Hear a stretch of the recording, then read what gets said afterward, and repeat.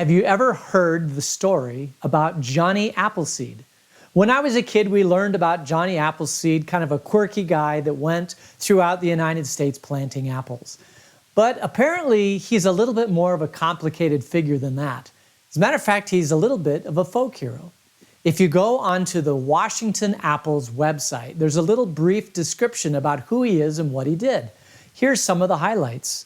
He's a folk hero, a real-life pioneer, and he was a farmer in the 1880s. His real name was John Chapman, and he was born in Leominster, Massachusetts in 1774. His dream was to produce so many apples that nobody would ever go hungry. And although legend paints him as kind of a dreamy wandering, planting apple seeds wherever he went, he was actually a careful, thoughtful businessman who over a period of nearly 50 years bought and sold tracts of land and developed thousands and produced apples. His adventure began in 1792 when he and his 18-year-old brother left home. They headed out west. They followed the other immigrants that were heading out west. He planted apples. He learned the trade. He eventually moved to Pennsylvania, and from there he traveled to the Ohio Valley and later Indiana.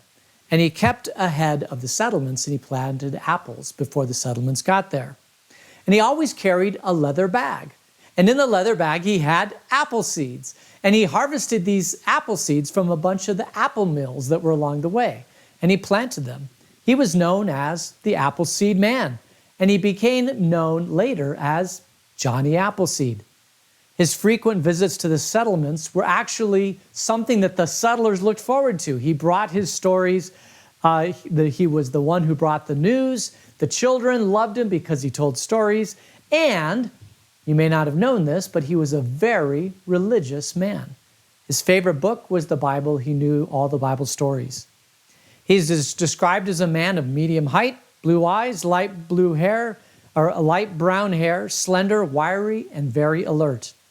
And he was also funny looking because of the way he dressed. It is said that he traded apple trees for used clothing. And sometimes he would give the used clothing to people who needed it, who were less fortunate. He always went barefoot.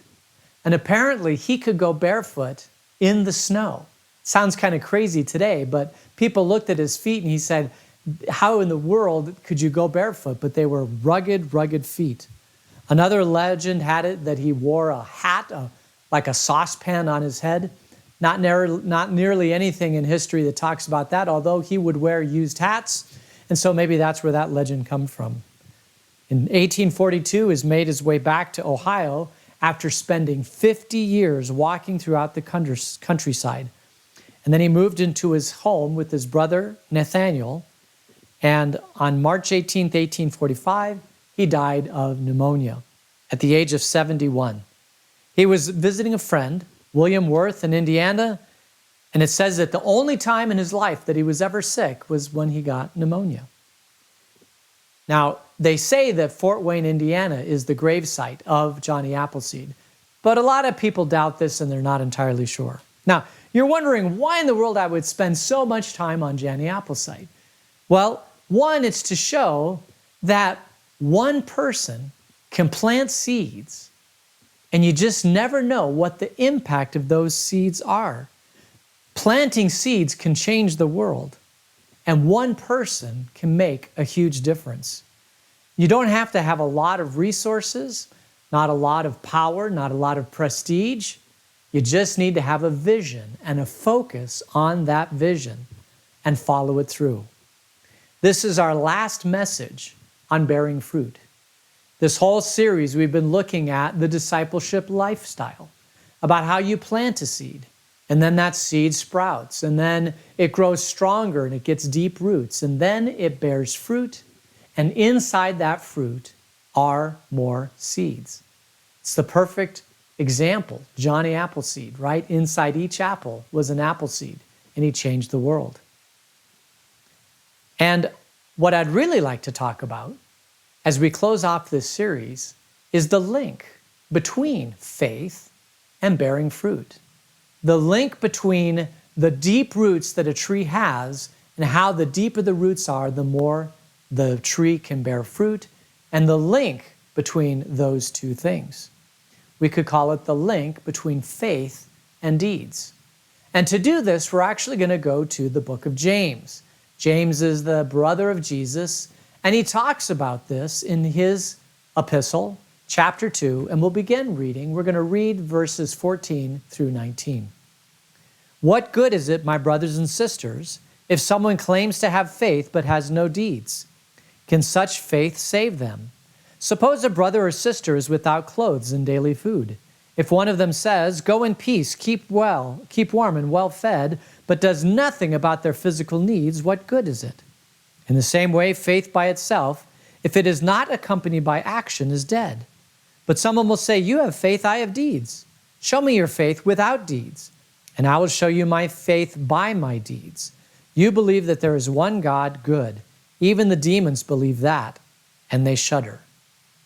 You see, the first thing that James points out here is that faith and works go together. You can't separate them. You can't have faith without works, and you can't have works without faith. Both need to go together. Now, bearing fruit is another word for works.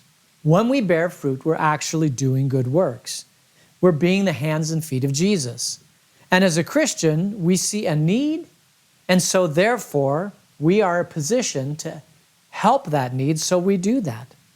As a congregation, we see ourselves as a congregation in the local community. We see a need, and we help out for that need. And that takes faith. You can't just bear fruit unless there's faith beneath it to support it. I like to compare faith to the roots of a tree. The more faith you have, the stronger the faith is, and the more that tree grows stronger and can bear more fruit. But the thing about faith is it's below the surface. You can't really see a person's faith, just like you can't see the roots of a tree. You just know that the roots are there, because there's no way that a tree could get that large and that strong unless there is a faith underneath to support it. We know that. That's what a healthy tree does. It bears fruit. They go hand in hand. It's like that song that Frank Sinatra sang in the 50s. Love and marriage, go together like a horse and carriage. This I tell you, brother, you can't have one without the other. Love and marriage, an institute you can't disparage. It's an institute. Ask the local gentry and they will tell you it's elementary. Try to separate them. It's illusion. Try. You can only come to this one conclusion. Love and marriage go together like a horse and carriage. You can't separate faith from works. They are both necessary for a healthy tree. Because if you start to separate them, you can get into some really, really big problems. What happens when you have faith, but you're not bearing fruit? My friends, this is a great travesty. As a matter of fact, James says faith without works is dead. Faith without works is a tragedy. It's like my citrus tree that's outside, and I water it and I fertilize it, but it doesn't produce any fruit. And you say to yourself, why in the world do I keep watering and fertilizing? It'll never produce fruit. I should take that out and I should put something else in its place, like Jesus said. I haven't done that yet. I keep hoping someday it will bear fruit, but it hasn't yet. If you are a person of faith, but you don't bear fruit, it is a huge tragedy. This is the sin of the Good Samaritan. It's the sin where the Samaritan is in hurting, he gets robbed, he's left bleeding on the side of the road, and all of a sudden a priest comes by, and does he stop and help? No. The Levite comes by, does he stop and help? No. And yet these are the two people that are supposed to be helped. They see this man bleeding on the side of the road. That's what James says. He says, a person who has faith but no works is like somebody who looks and says, oh my goodness, somebody's in trouble. Why don't you just go in peace, be warm and well fed? But they don't help in any way. That, my friends, is a tragedy. And I do wonder if this is an indictment on the Christian church on earth today, what would you say if you thought about what are the top 3 issues that are in the world today? If you were to just think in your head, okay, these are the top 3 issues I think we need to address. And then you paused and reflected and said, is the Christian church, the hands and feet of Jesus, are we addressing that tragedy or not? And if the answer is, we're not sure or we can't connect the dots, my friends, that is a great tragedy. We're here in Vail, Christ Lutheran Vail Church. What are the 3 top needs of our community? And are we even thinking about it? Are we doing anything about it? And I know that you're all looking to me to say, Pastor, what is it that we should do? But I'm only one person. There is a whole realm of people here in the Christian church in Vail. What are we doing to solve the needs of the problems around us? Many people, and this is true, many people will believe that to solve this problem, we need this particular policy, or we need this particular agenda, or we need this particular person, or we need this particular program. And if we just get all the right things in the right place, then we will address those needs. But my friends, that is short-sighted. There is no perfect program, there's no perfect policy, there's no perfect person to solve these needs. The problem goes much deeper than that. You see, all of those things, programs and policies and politicians and people, those are after culture. Politics always follows culture. Programs always follow culture. What we need to do is actually attack the culture. If you look at the early church, Jesus did not go to Rome and convert Caesar. That would not have worked. What Jesus did was he started at the lowest level in this little backwater town of Galilee, and he started to change the hearts and minds of people. And as he started to change the hearts and minds of people, he created a movement, and that movement then eventually did change the whole Roman Empire. So the question I have for you today is, who's in charge of culture? Who are the people that are driving culture today? And when I think about it, I think about Hollywood. I think about how Hollywood over the last 50 years has been the driving force of culture. And have they taken culture in a good direction or a bad direction? One of the things that just absolutely warms my heart is the fact that recently there have been a lot of movies produced outside of Hollywood that have had a huge impact in culture. One of those is this great TV show that I've talked about before about The Chosen. It's about the life and times of Jesus. And Hollywood kind of said, that's not going to go anywhere, but it has taken the culture by storm. People are reconnecting with the stories of Jesus because of this church that decided to produce movies. Or even this movie that's out this week, right? This Sound of Freedom movie. Nobody else seems to be addressing the problem of human trafficking and exploitation of children. And yet this one person decided that he was going to do something about it, and he did something about it, and now they've produced a movie about it, and they're starting to make this aware in the culture because of one person and because of one movie studio. Did you know that at one time Christ Lutheran Vail Church did a movie? It was a little tiny movie short.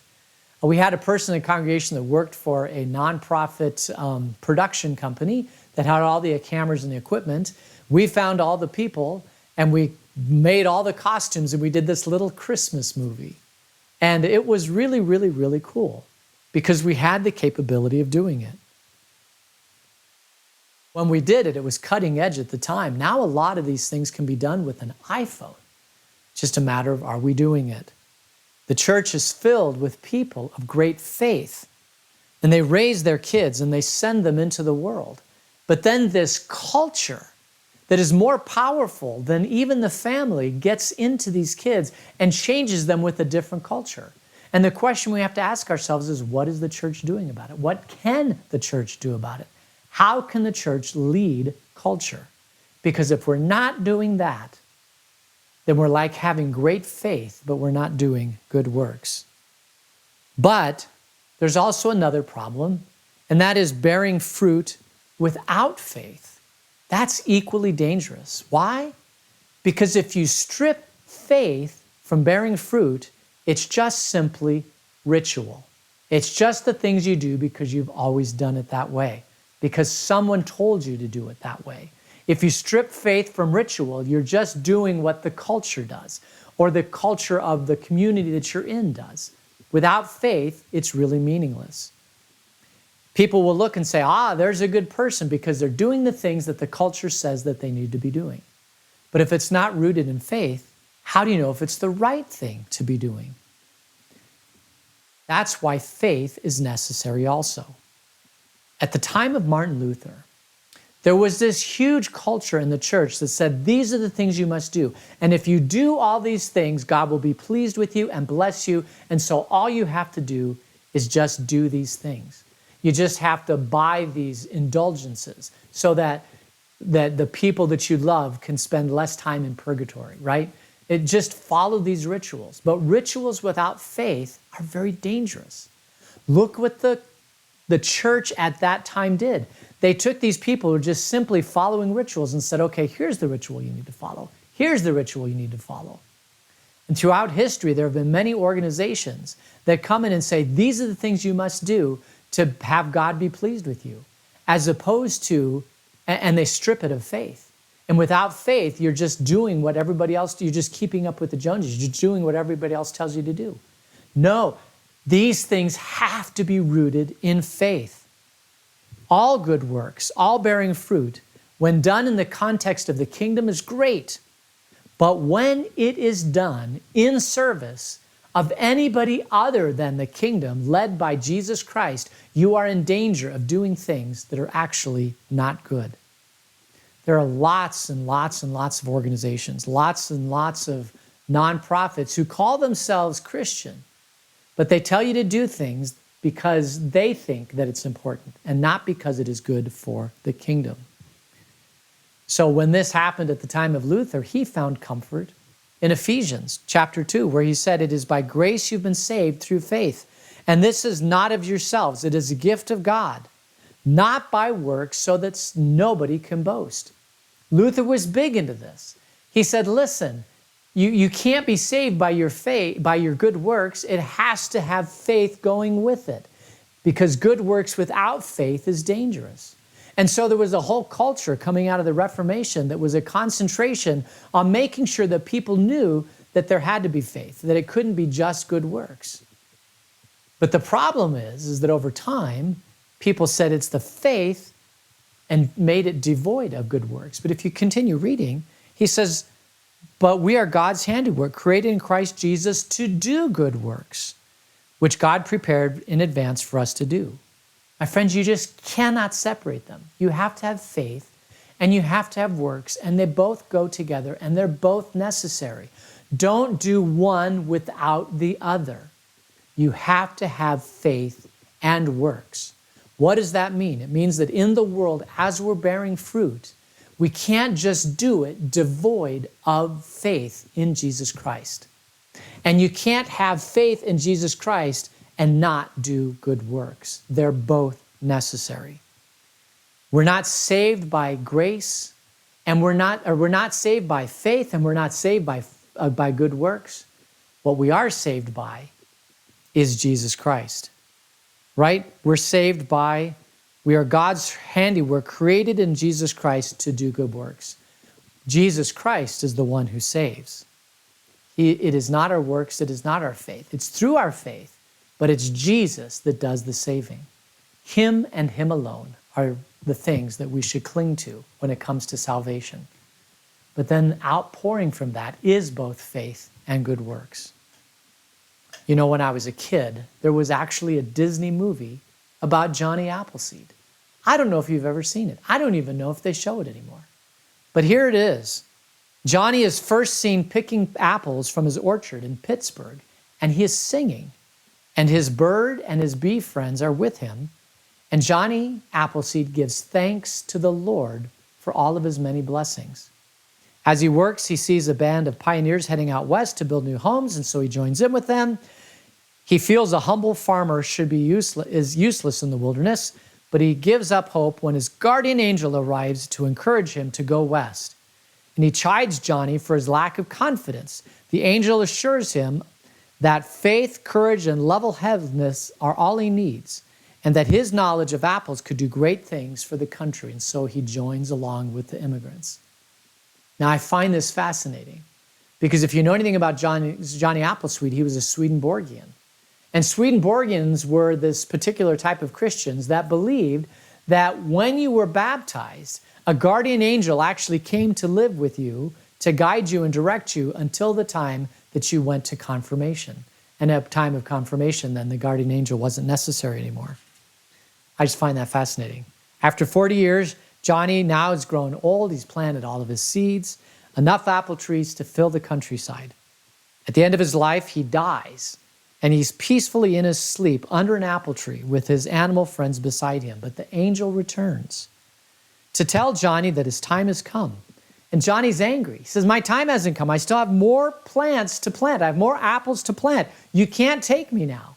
And then the guardian angel, in a clever way, says to Johnny, well, you know, Johnny, there's no apple trees in heaven. And so Johnny Appleseed realizes that he needs to go up into heaven to plant apple seeds, and so he's taken up to heaven. Now, we know heaven's a perfect place, but maybe Johnny Appleseed is in heaven planting apples because that's where he finds his most joy. I don't know. The Bible doesn't speak a whole lot about heaven. What I do know is that the world has changed a whole lot since that Disney film. Disney has changed a whole lot since that film. I think about how our culture has changed, and I think about the problems facing us, and I think about how the church can be involved in all of that. And I have incredible hope for the church. Why do I have incredible hope for the church? Because I look at the world around us and I see so much anger and animosity and hatred. And I think, what a perfect place for the church to come in and bring the good news of the message of the kingdom of God. And that fills me with hope.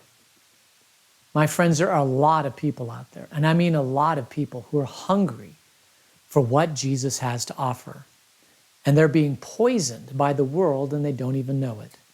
They're following false gods and false prophets. But one person, one Johnny Appleseed, can plant a seed. In your life, in your context, all you need to do is one seed. And you never know what God can do with the seed that's planted. We just need to be faithful and plant seeds. I'll close with this. The great theologian Robert Schuller once said this. He said, anyone can count the seeds in the apple, but only God counts the apple, or can count the apples in the seeds. How many apples will God have in our future? How many apples will God have in your future? Would you join me in prayer? Gracious God, help us to be your hands and feet. Help us to understand that bearing fruit and deep faith are both necessary for you to use us in this world. Until we meet again, keep us in your grace. Amen. The Lord bless you and keep you. The Lord make his face shine upon you and be gracious to you. The Lord look upon you with favor and give you peace. Amen. Just one announcement, or a couple announcements. First of all, next week we'll have a Bible distribution for the third graders. So if you'd like to have a Bible distribution for your third grader, come next week and get a Bible. Also next week we start the Radical program all over again. This is the last of the 8 weeks of summer. We go back to Radical. Also, there's going to be a Vail Community Adult Resource Fair that you've been hearing about on July 29th at Christ Lutheran Vail. That should be very interesting and fun and resourceful, and you'll find lots of information there. And then there's an LWML movie night under the stars that's going to be Friday, July 21st. So those are the things that we've got in our future. May you have a great week. We continue to pray for rain. Go in peace and serve the Lord with joy. Thanks be to God.